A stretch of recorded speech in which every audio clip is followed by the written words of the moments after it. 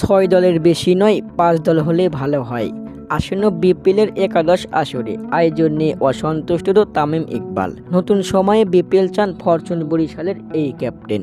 বিপিএলে বিদেশি খেলোয়াড় কম থাকায় তামিম জানালেন তার পছন্দের সময়, এবং বিপিএলে প্রতিযোগিতাও বাড়াতে দল কমাতেও বললেন, আবার দল বাড়াতেও বললেন তামিম ইকবাল।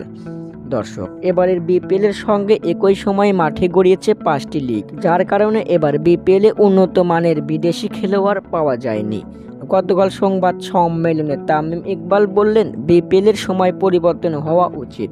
আমার মতে বিপিএল অক্টোবর-নভেম্বরে হলে ভালো হয়। তার কারণ এই সময়ে দুটি ফ্র্যাঞ্চাইজি টুর্নামেন্ট আয়োজন হলেও বিপিএলের সাথে সাংঘর্ষিক হবে না।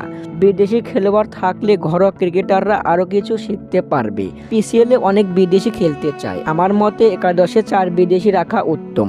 পিসিএলের দল সংখ্যা বিপিএলের চেয়েও কম। আমার মতে 7-8টি দল না নিয়ে 5-6টি দল নিয়ে বিপিএল আয়োজন করা উচিত। তাহলে প্রতিযোগিতাও পারবে, ঘরোয়া ক্রিকেটও ভালো কিছু করতে পারবে।